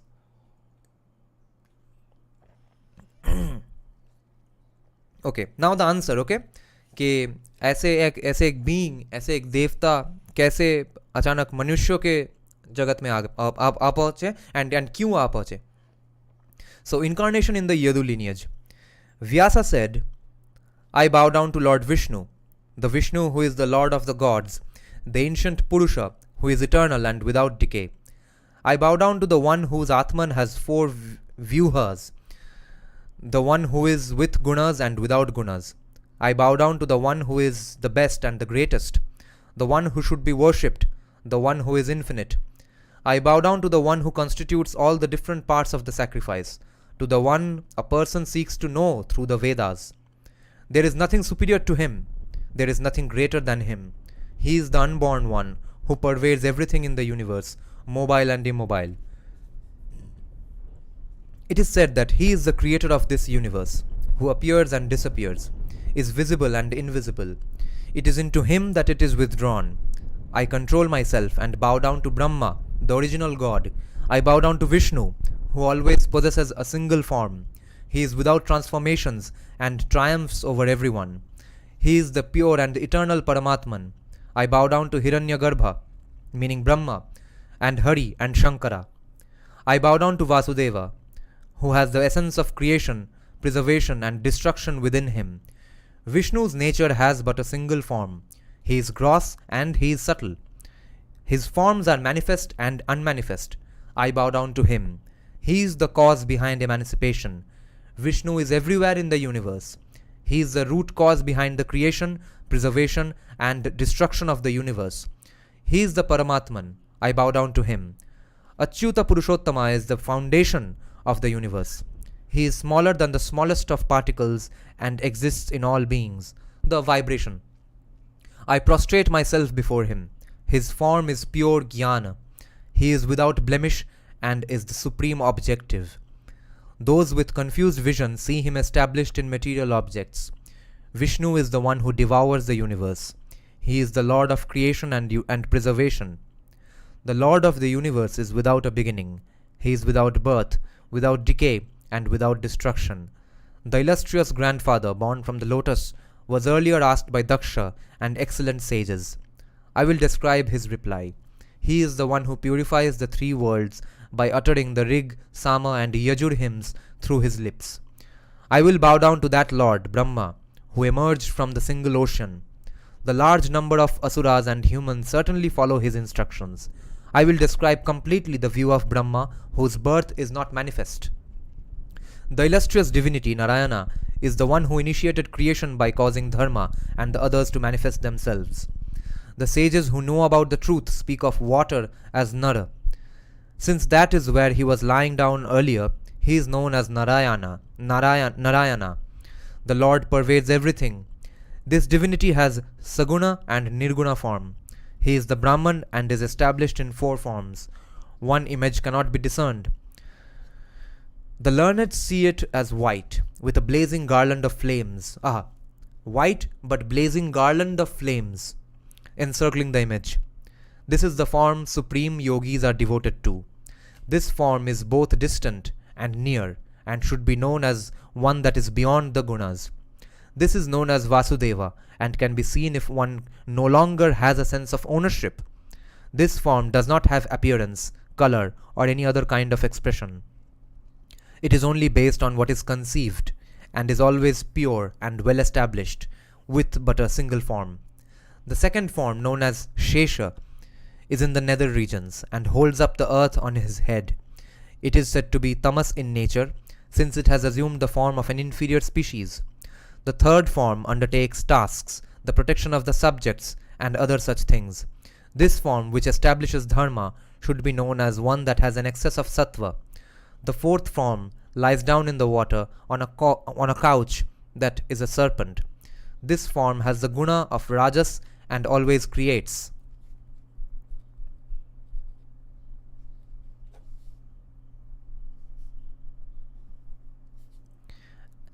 The fourth form lies down in the water on a couch that is a serpent.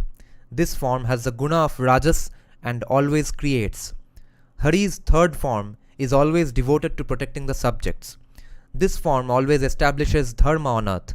This form destroys insolent asuras who cause obstructions in the path of dharma.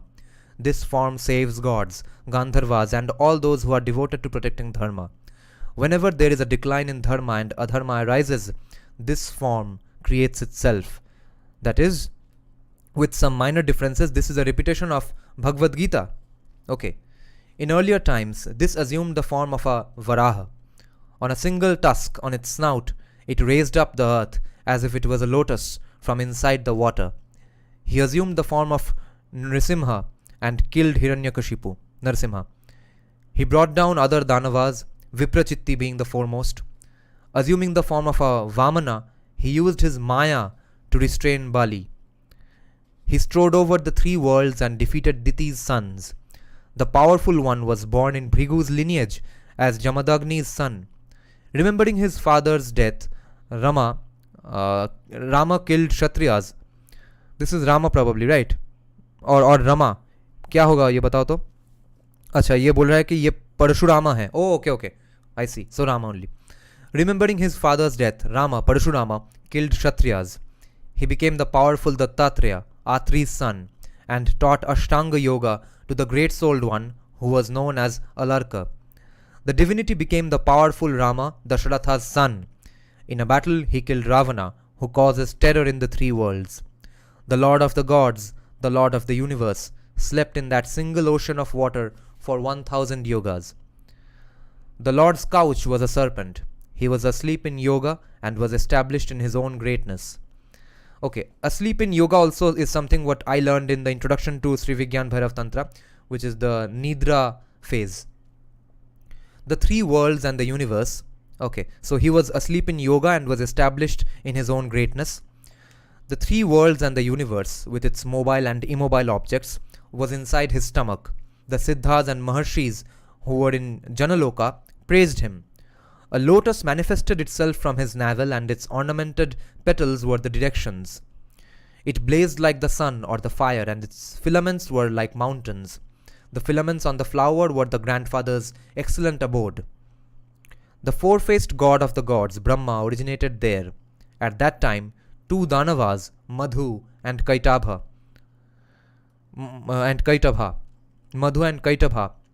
manifested themselves from the wax in his ears. Meaning Narayana's ears.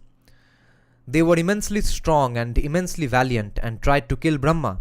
They were impossible to assail. He arose from his sleep in the ocean and killed them. I am not interested in describing these and other innumerable acts. However, the one without birth has now assumed an avatar in Mathura. In this way, the form that is full of sattva assumes different avatars.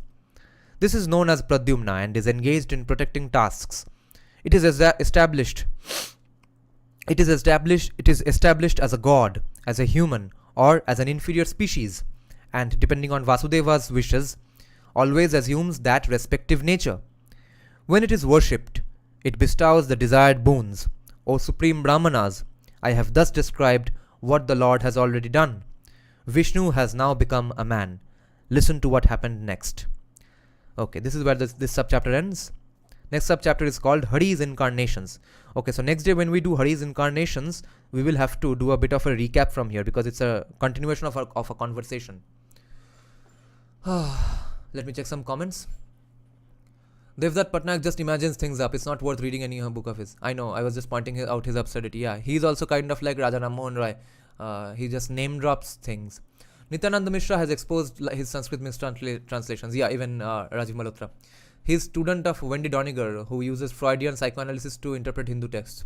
I mean, Devnath Patnaik is just... Oh, acha, ek hi saath bol diya. Yes, Nityananda has single-handedly quashed Patnaik. I once used to watch his show on Epic TV. Do a stream on music. Oh, okay, yeah. Okay then. Good night, guys. This was a great discussion. We learned a lot of new things today. At least I did. Only this much left in this volume 1 of Brahma Puran. Then the volume 2 remains, which we will do after this is over. And tomorrow I probably won't be coming live. A friend is coming over because we need to finish some music arrangement. Day after tomorrow, either we will do Brahma Puran or again get back to a Bengali live stream, okay? Did you all hear JSD's controversial talk on Raj Dharma and lessons on Ramayana? No, I haven't seen it as of yet. It keeps getting suggested to me. Why was it controversial? What did he say? Then while reading comments under his YouTube video, I read about Rajiv Malhotra. That changed my mind. Oh, okay. Okay, this is interesting. Anushka, tell us what did JSD say in that video?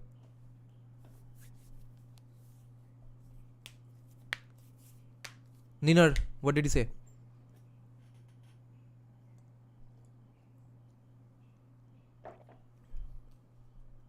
Did Kulin Brahmins marry other caste in Bengal? No idea. I just know they married a lot.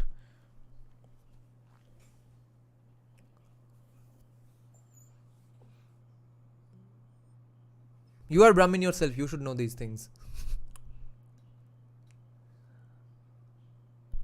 He based V2, V3 and V4 for not supporting Orthodox V1.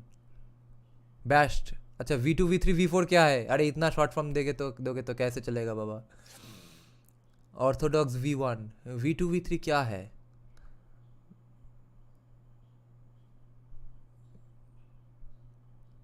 वर्णा.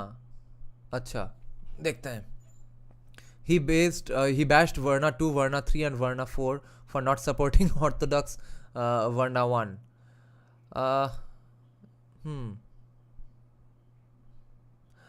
In theory, it would kind of make sense that why didn't you stand up for your... why didn't you defend your intellectual and educator class? But it would also not make sense in the practical sense because by that time they were already preaching untouchability. So how were the victims of untouchability going to stand up for the respect of V1? I will have to listen to the entire speech. It's unfair to comment just based on this one comment. But you listened to it entirely, so interesting what he said. It will have to be checked out.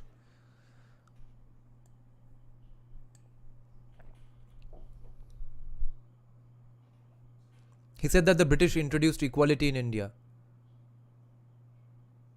Okay, so he is not fine with this equality, right? That's what he probably means. Otherwise, he would be happy with this. Or is he appreciating the British in this case? And if he's appreciating the British for introducing equality, then why would he be angry? He went insane. I am anti-GST now. He turned out to be such a trad. Oh shit. Okay, I'll have to check out what he said. Interesting. Let's see. Yes, generally it was on that we failed to uphold Varnashram in those times. Yeah, but untouchability follow करने को किसने बोला था? My defense for the Hindu Varnashram system is that every power structure gets corrupted at some point. They were basically the elites and the nobility of the society. So every nobility of the society did some horrifying things. Our nobility is the worst thing that they did was untouchability. He didn't mention untouchability anywhere. Yeah, he should have. Because untouchability was going on, तो उसके सामने कौन कहाँ जाके V1 को defend करेगा? So we'll have to watch it. Okay then. Good night, guys. Thanks for letting me know about this speech by JSD. I wonder if other people have also criticized him. Then he will hopefully make a clearer explanation of what he meant exactly. I hope other people take it up with him. Tag him on Twitter and all. No. He replies to comments and stuff. Tag him on Twitter and tag him on Instagram story and ask him to defend this point and say that you were his fan and you liked him, but you are no longer his fan because he said this, and then say that what did you mean it, and please clarify yourself once again. Okay. Good night, guys. Thanks for joining the live stream.